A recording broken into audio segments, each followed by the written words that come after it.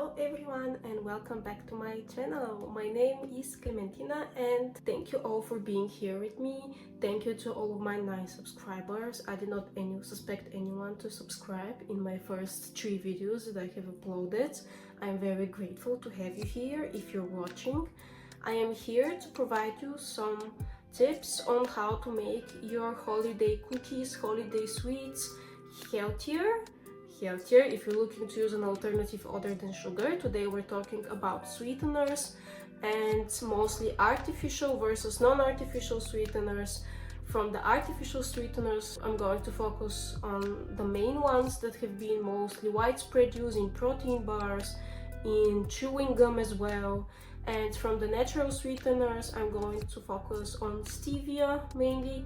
I will be linking the review down in the description box that I used for the making of this video. Also, if you're wondering why I have never shot in proper lighting, every single YouTuber, one of the first tips that they give you is that you need to be shooting in good natural lighting from a window. I live in Central Europe. The sun sets at 4 p.m. I live on the ground floor. And the windows are facing not the street, they're facing like the inner yard. So even if I shot when there was still sunlight during the day, it does not come in. What are artificial sweeteners? Artificial sweeteners make the big promises of giving you the sweet taste and satisfying your sweet cravings, your sweet tooth, without giving you the calories that sugar gives you. Therefore, you're going to be staying very slim, very skinny, very healthy, while still eating as much sweets as you want. It sounds too good to be true, and it is too good to be true. They're not good. Artificial sweeteners have different sugar power, let's call it sugar power, than sucrose. Sucrose is table sugar. It's the sugar that you see on the label under added sugars. This is the sugar. It promotes the production of insulin. If you consume too much of it, you get diabetes. This is what the normal sucrose, the normal table sugar is. Artificial sweeteners have a much higher sugar power, usually hundreds of times higher than sucrose. Even if they have some caloric contribution per gram, the amounts that would need to be added in something of an artificial sweeteners are much lower than the same amounts of sugar to produce the same desired sugar effects. This is why some of those sweeteners are called zero-calorie sweeteners, because they have such a high sweetening power that their caloric input doesn't really matter. The first artificial sweetener was found in 1879, accidentally, by a person called Constantin Constantin Fahlberg, who was working on coal tar farms, and one night after his working day he noticed a sweet taste on his hands. I'm not sure how that came to be. Why did he lick his hands? Did he not wash his hands and then he ate? I'm not sure. You need to keep in mind that those are the same times that people were still pipetting with their mouths. So he noticed the sweet taste on his hands and he connected that to the chemical compound that he had been working with that day. And then him and some other guy decided to patent this and publish some stuff, and they created the first artificial sweetener, saccharin. Another popular artificial sweeteners are aspartame and neotame. Aspartame you've probably heard of. It consists of 2 amino acids, aspartic acid and phenylalanine. Some people cannot ingest aspartame under any conditions because there is this genetic condition called phenylketonuria, which means that your body cannot metabolize this amino acid phenylalanine. Therefore, you cannot ingest anything that contains phenylalanine. When your body cannot metabolize this amino acid, this leads to a buildup in the blood and some neurological implications. You could develop a mental disorder. It's not a pretty picture. Aspartame has the sugar power of 200, so it's 200 times sweeter than sucrose. Neotame is the more advanced version of aspartame. It has a higher sweetening power. It's between 7 and 13,000 times sweeter than sucrose. It consists of the same 2 amino acids, but it has some added functional groups to it, additional methyl groups, I believe. I'm going to put a comparison of the 2 sweeteners right here for those of you who want to know more about their chemistry. And the thing is with neotame that even for patients that have this genetic disorder, the amounts that have to be used of neotame are just much lower. Therefore, the implications, the negative implications of neotame would be also much lower because it's just used in a lower concentration because of the high sweetening power. Another very popular sweetener is sucralose, which has the sweetening power of 300. It is also one of the mostly widespread sweeteners included in the blend that is used for the making of many baked goods, which is called Splenda. It is important to know what kind of responses does sugar ingestion generally invoke in your body. When you're tasting sugars in the first place, it has not reached your intestines or your stomach or anything, you're just tasting it. Your body already starts producing the hormones. It starts producing insulin in the pancreas, it starts producing GLP-1, it's just preparing itself for the digestion of these sugars. Sweeteners do not onset this very early response. However, when the sugars reach your pancreatic beta cells, so these are the cells that produce insulin, when they reach that, both sweeteners and sugars can bind to these cells and induce some kind of insulin response. For sweeteners, this response is much lower, but it is not non-existent. Before we begin with all of the negative implications that artificial sweeteners have found to have, I need to note that they are indeed better in terms of your dental health. They cannot be metabolized and used up by the microbiome, by the bacteria in your mouth. It cannot lead to the development of cavities. Another thing about the sugar response in your body that I believe is very important to note is that sugar is suggested to be invoking a reward pathway in your brain. With artificial sweeteners, there is a hypothesis that this pathway is only partially activated, and because it is only partially activated, this leads to a disrupted caloric intake because you're not completely satisfied and then you want to ingest more sweet things in order to achieve that satisfaction. In terms of the development of diabetes, the studies are very contradictory. Some studies found some positive aspects to the artificial sweeteners on people that were looking to have better weight management, lose weight. It was found that in one study, after the participants received beverages where the sugar was swapped out with the artificial sweeteners, this led to a reduction in their body mass index and their weight, probably due to the reduced caloric intake. I also want to mention that most of the studies were done on one of the artificial sweeteners that I mentioned at the beginning of the video. The studies were mostly investigating aspartame, also saccharin and sucralose. One study found that artificial sweeteners could actually worsen the response of your body in terms of the production of hormones after the ingestion of sugar. So if you have been consuming artificial sweeteners for a long period of time and then you end up eating something like with normal sugar, then your body would react worse to it than it would have before that.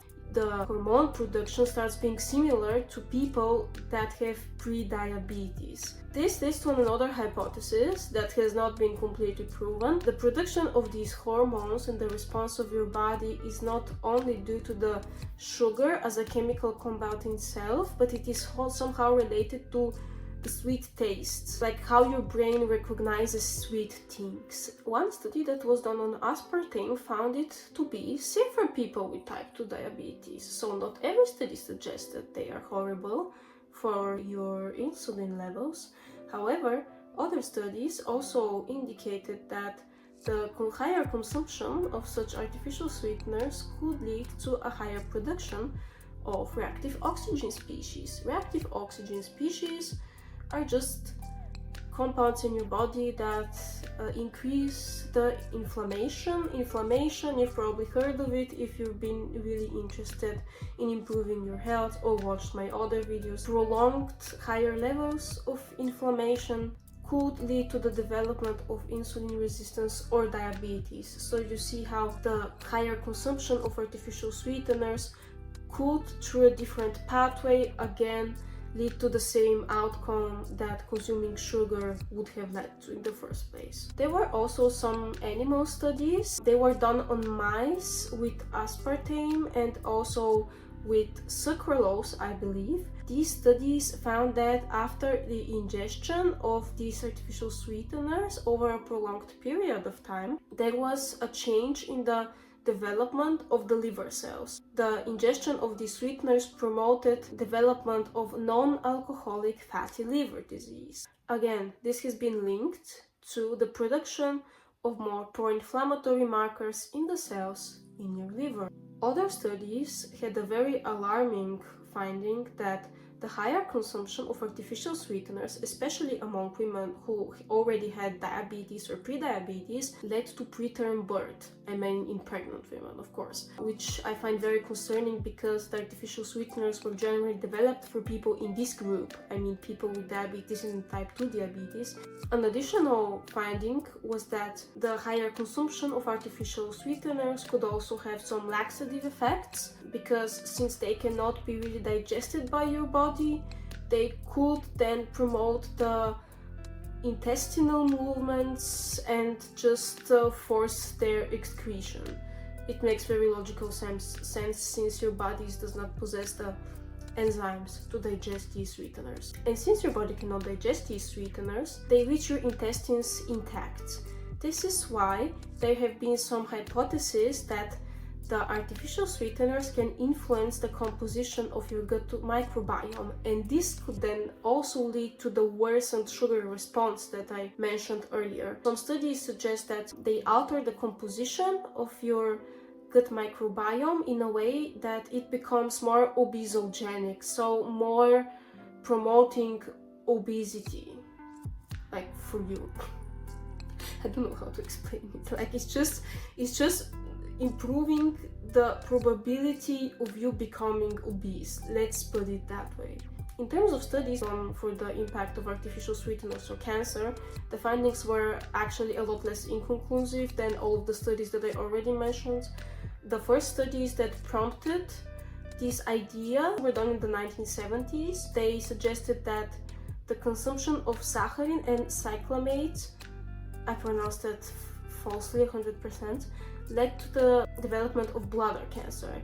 This has not then been proven by other studies. A study that was done in France on individuals that consumed very high amounts of artificial sweeteners. It was the Nutri-Santé, give me a second, Nutrinet Santé study in France. It found that artificial sweeteners had an association with a higher incidence of obesity-related cancers than the control group. I'm thinking a lot of cancers are obesity related. The obesity might be the case and not the artificial sweetener consumption. After being negative for this entire video, let's talk about the natural sweeteners. One that was highlighted in the study was stevia. Stevia is composed of the stevioglycosides that are extracted from the Stevia rebaudiana plant. Excuse this, like I'm going to put just a name up here because I cannot pronounce it. These two glycosides then compose these sweeteners. Only the glycosides are allowed for use in the European Union and not the plant itself. They are extracted from the leaves of the plant, and the leaves of the plant consist of up to 15% of those two glycosides. They have a history in Japan of usage of above 20 years without some indications of negative impacts. Studies were also done related to cancers, insulin sensitivity, and so on, and at least in the review that I read, there were again no negative findings. Some studies actually suggested the opposite effect, so a positive effect, for instance, on the health of the liver cells, opposed to the negative impacts of aspartame or sucralose. And the conclusion on stevia was that it would be safe for obese patients looking to reduce their caloric intake, and also for patients with type 2 diabetes, and also those that have the genetic disease phenylketonuria that I explained in the beginning of the video. Of course, you should keep in mind the hypothesis that I mentioned with the reward pathway and the disrupted caloric intake, because if these hypotheses were true, then also the consumption of stevia could alter your caloric intake. However, if you're looking to include stevia in your Christmas cookies, Christmas baking, it is relatively stable in terms of heat stability, so you can try baking with it, because I forgot to mention this, not all of the sweeteners are heat stable. Not all of them can be used in baked goods. That's why there are so many, because they're trying to improve them in order for them to be used in very diverse processed products. Anyways, thank you so much for being here with me today. I hope you enjoyed watching this video, and I will see you next time. By the way, let me know down in the comments if you want to know something about a certain topic. I am quite passionate about these things because I did my bachelor's in nutrition. However, they could not teach us about everything in the nutrition field. We did not also focus on a lot of the new trendy things. For instance, we only investigated what natural sweeteners existed, but we did not really cover all of this research that I covered right now about insulin sensitivity, about diabetes, cancers, and so on. We just had mentioned in our lectures that they have some laxative effects. So this was also very informative for me. Thank you for being here with me today, and I'll see you next time.